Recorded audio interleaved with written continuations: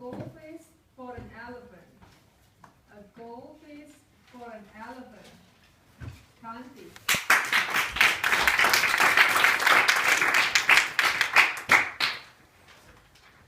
Set the scene. A little girl trudging to daycare, a prized honey graham cracker in each hand. Her dad, carrying her bag, follows her out the door and locks it. Suddenly, a war cry is heard. Caw-caw! Caw-caw! A crow swoops down at her and makes a dive for the cookies. The little girl, frantically screaming, runs around her dad in hysterical circles, but to no avail. She's so terrified, she runs to her own house and rings the doorbell of her own empty home. Her dad, unable to hide his bubbling laughter, shouts, "Just drop the cookies!" But the little girl just clutches them even tighter and runs around in circles. Finally, tired by this early morning game of tag, she hurls the cookies at her relentless pursuer. The crow, taken aback, snatches the cookies from midair and swoops into its tree, satisfied with the prey of its breakfast hunt. Dear fellow Toastmasters and honored guests, that little girl, roughly 9 years later, is standing before you delivering this speech. Mark Twain once said, "Babies are angels, whose wings decrease as their legs increase." Well, my wings decreased a lot faster than my legs increased, so I was quite the little devil from the start. Till I was 6 years old, I lived in an apartment in the suburbs of Los Angeles. Well, I couldn't really have a pet, so I contented myself with torturing my grandma's cat and petting any unfortunate dog in the park.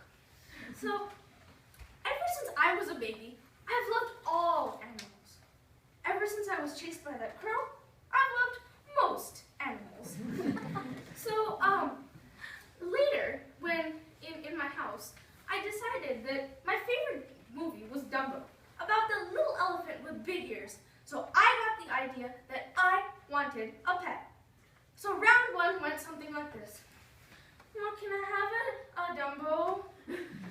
My mom was shocked, and somehow she managed to resist my criminal cuteness, and she managed to convince me that the zookeepers at San Diego Zoo would not be too happy about letting us take an elephant from there, and plus, he wouldn't fit in our house. Fine, I relented. "Can I have a horse?" Well, to have a horse, my mom said we'd have to convert the park near our house into a ranch, and then none of the kids in the neighborhood would be my friend anymore. Did I want that? So I thought, "Can I have a cat? What about a dog? Or a pig?" For a pig, she said we needed mud. And did I want mud all over my house?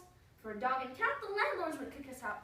I was running out of pet ideas by then, and my parents were also running out of excuses. I thought that I'm going to get a fish. My parents, unable to resist that one, got me a fish. I got a goldfish when I asked for an elephant. But back then, my developing devil mind thought that this was a great deal, and I had thoroughly tricked my parents. When I was 6 years old, we moved to the Bay Area, to a rental house. So round two went something like this. "Can I have a pony?" My parents knew I was getting a lot smarter by then, so they let me graduate to 2 turtles and 2 goldfish. I was so happy, and I was like, I'm thoroughly tricked my parents. I'm so smart. But goldfish and turtles don't exactly sleep in your bed with you. They don't sit in your lap and purr. They don't lick your face. So I wanted a cat or a dog. So I begged my parents, "Can I have a cat? Can I have a dog?" For like 5 years. So finally, when we moved into our own house last year, my parents got me a cat. I really love my cat and all, but since I want a dog too, round 3, a cow is at the top of my Christmas wish list.